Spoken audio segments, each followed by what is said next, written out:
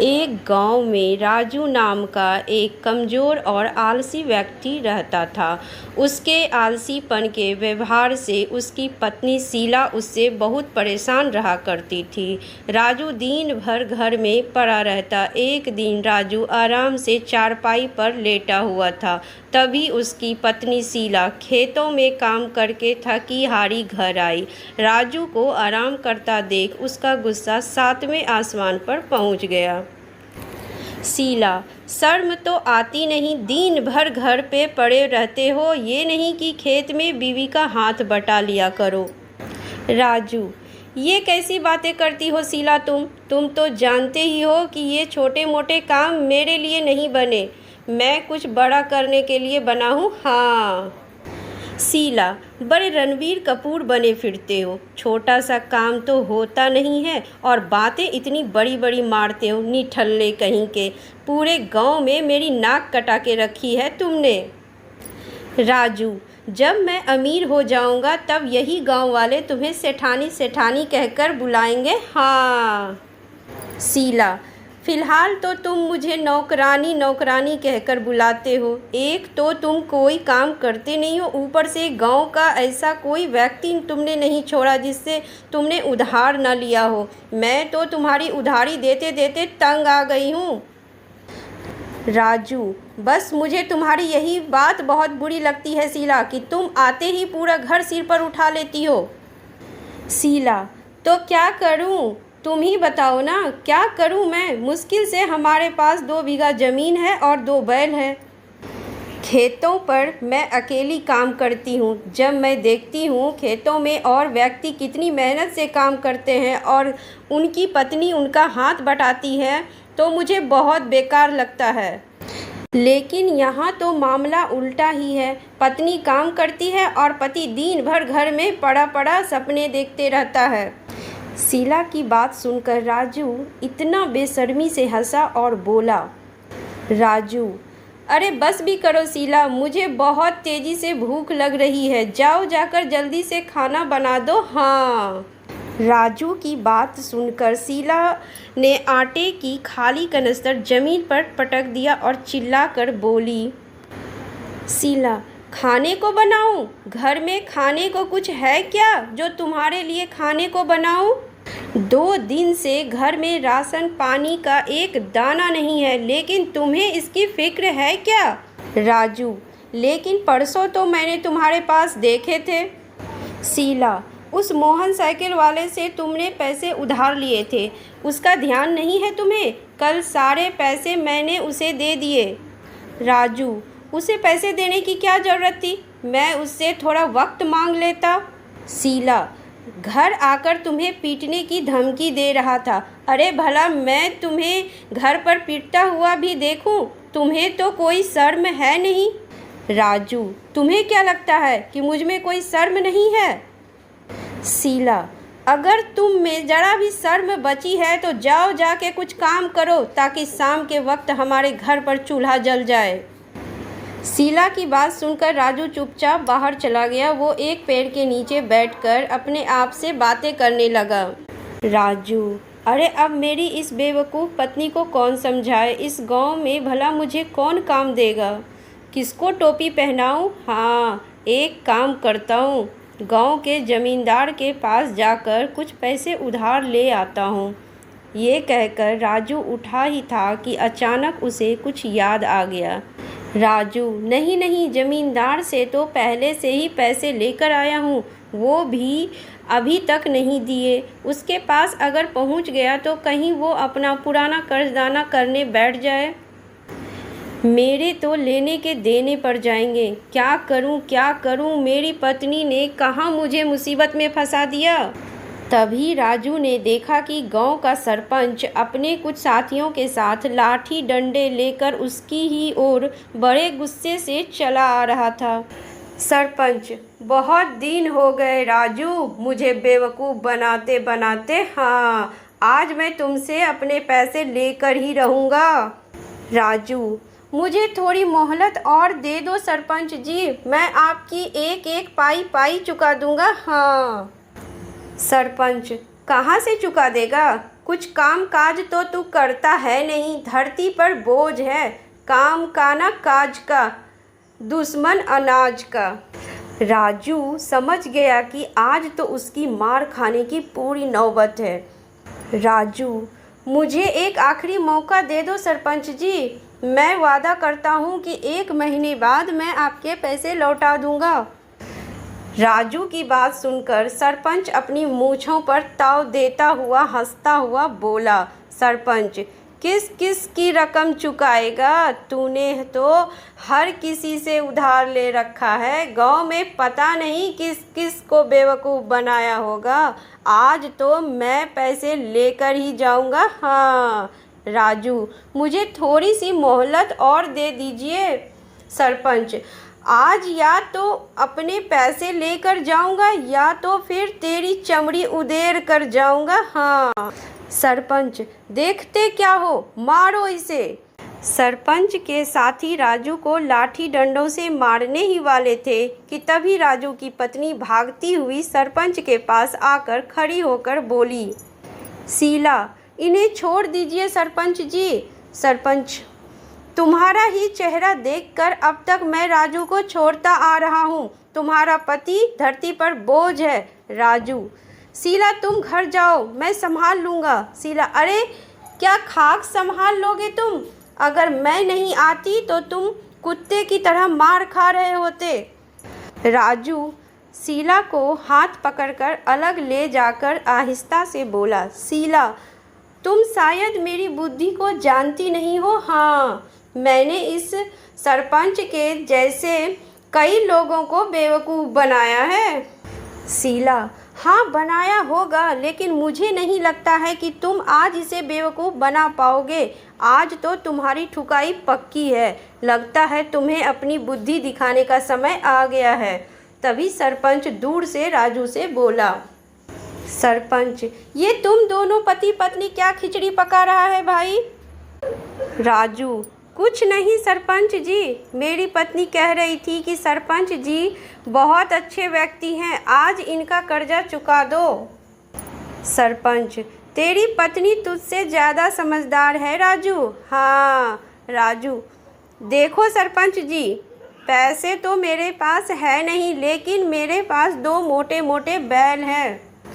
मैं आपको एक बैल दे देता हूँ। जब मेरे पास पैसे हो जाएंगे तो मैं आपको पैसे देकर अपना बैल वापस ले लूँगा। सरपंच कुछ सोचता हुआ बोला, सरपंच, अब तूने बात पते की है राजू। सरपंच राजू का एक बैल ले गया। राजू ने खुश होकर शीला से कहा, राजू, देखा अपने पति का दिमाग? एक बैल का सरपंच क्या करेगा? बेवकूफ़ कहीं का। शीला, बेवकूफ़ वो नहीं तुम हो।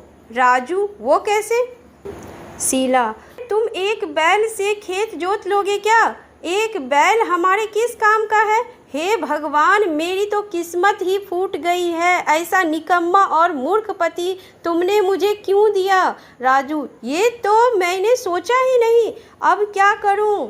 शीला, मुझे कोई मतलब नहीं है, मुझे मेरा बैल चाहिए।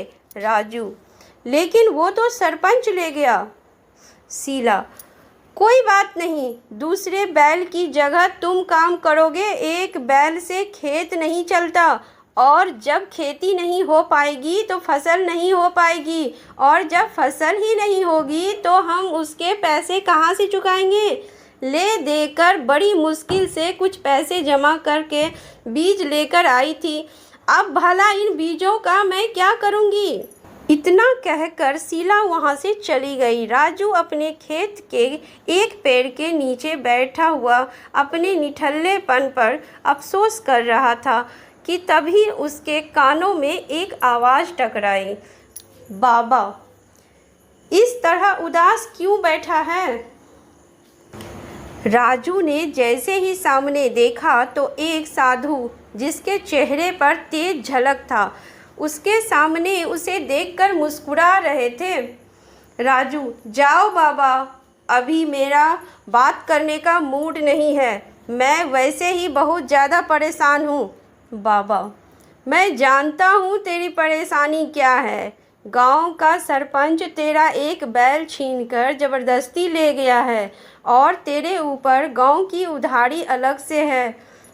तेरी पत्नी तुझसे नाराज है और तू यही सोच रहा है कि इन सारी मुसीबतों से छुटकारा कैसे पाया जाए। साधु की बात सुनकर राजू तुरंत उठ खड़ा हुआ और साधु के पैरों पर गिरकर बोला, राजू, आप तो बहुत पहुँचे हुए साधु लगते हैं। मेरी मदद कीजिए साधु महाराज, क्या आप चमत्कार कर सकते हैं?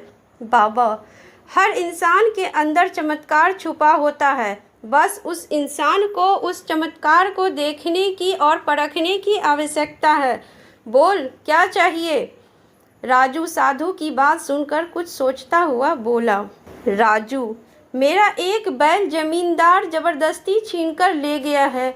मुझे मेरा बैल वापस दिलवा दीजिए ताकि मैं मेहनत करके अपने खेत जोत सकूं और अच्छे से फसल उगाकर उसे बेचकर अपनी उधारी चुका सकूं। राजू की बात सुनकर साधु मुस्कुराता हुआ बोला, बाबा, तू चाहता तो मुझसे धन दौलत सोना चांदी भी मांग सकता था।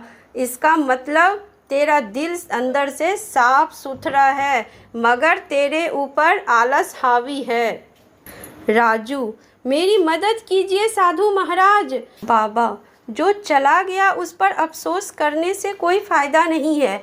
मैं तुझे कोई दूसरा बैल नहीं दूंगा, बल्कि मैं अपनी शक्ति से तेरे शरीर में एक बैल के बराबर ताकत भर सकता हूँ, जिससे तू अकेले अपने खेत जोत सकता है। बोल, चाहता है ऐसा? साधु की बात सुनकर राजू बहुत गहरी सोच में डूब गया। अचानक उसके चेहरे पर दृढ़ निश्चय दिखाई देने लगा। राजू, साधु महाराज, मैं तैयार हूँ। बाबा, तो फिर अपनी आंखें बंद कर। राजू ने अपनी आंखें बंद कर ली।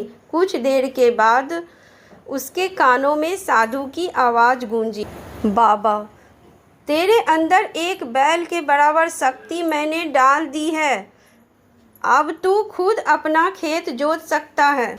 राजू ने आंखें खोली तो वहाँ पर कोई मौजूद नहीं था। राजू दौड़ा दौड़ा अपनी पत्नी के पास गया और उसे सारी घटना बताई। शीला, अरे तुमने ज़रूर कोई सपना देखा होगा। इतनी मुसीबत में भी तुम्हें मुंगेरी लाल के सपने नहीं खत्म हो रहे। राजू, मैं सच कहता हूँ शीला, वो सपना नहीं सच था। शीला, अगर ऐसी बात है तो फिर हमारे एक बैल का जोड़ीदार तुम बनोगे। देखती हूँ कितनी शक्ति डाली है उस साधु ने तुम्हारे अंदर। अगले दिन एक बैल के साथ राजू भी अपने खेत जोतने लगा। राजू को अपने शरीर के अंदर असीम शक्ति का अनुभव हो रहा था। राजू के अंदर इतनी ताकत देख शीला की आंखें फटी की फटी रह गई। कुछ ही दिनों में सारे गांव में यह चर्चा फैल गई कि राजू के अंदर एक बैल के बराबर ताकत आ गई है। ये खबर उड़ते उड़ते सरपंच के कानों तक भी पहुंची। सरपंच अपने साथियों की ओर देखकर बोला, सरपंच, क्या ये सच है कि राजू के अंदर एक बैल के बराबर ताकत आ गया है? सरपंच का एक साथी बोला, साथी, मैं सच कह रहा हूँ सरपंच जी।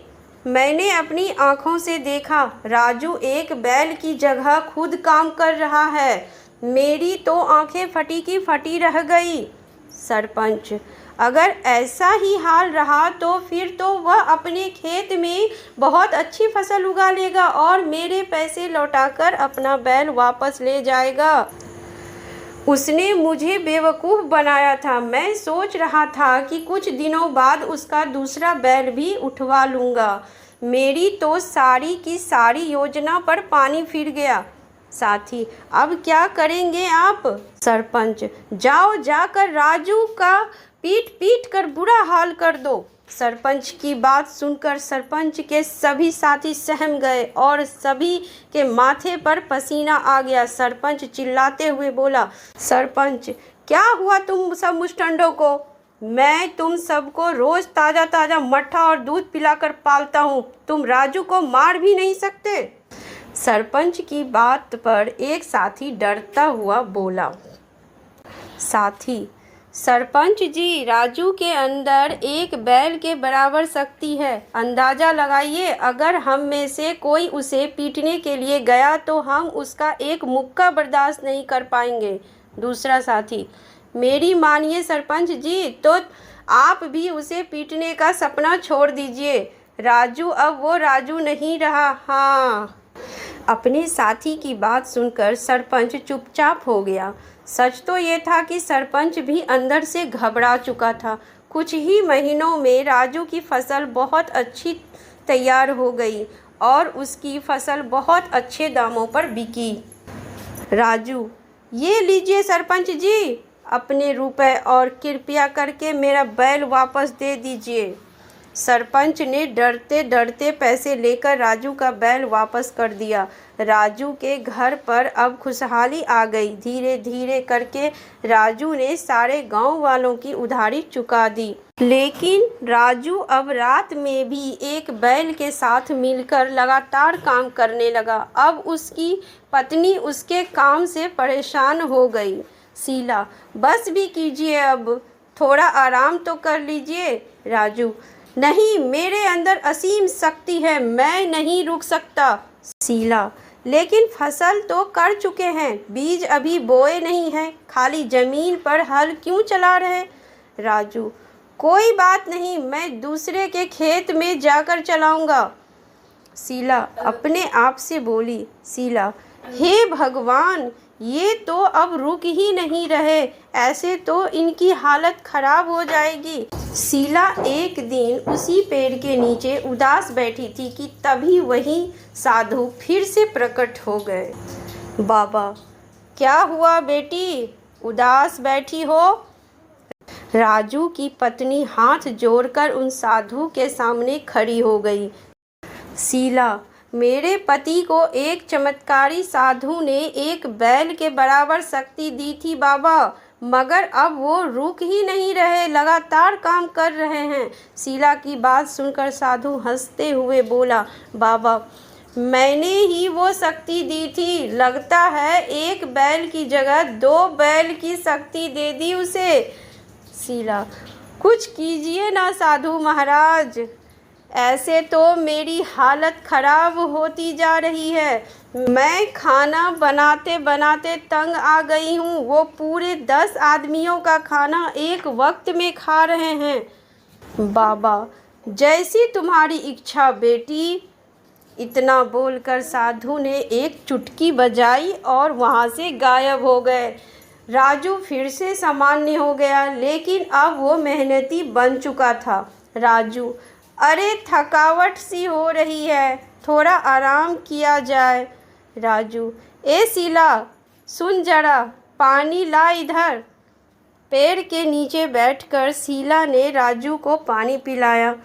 शीला, अब आप कैसा महसूस कर रहे हो? राजू, अब तो हर साल अच्छी फसल उगानी है। चलो अभी घर चलकर आराम किया जाए पहले। हाँ।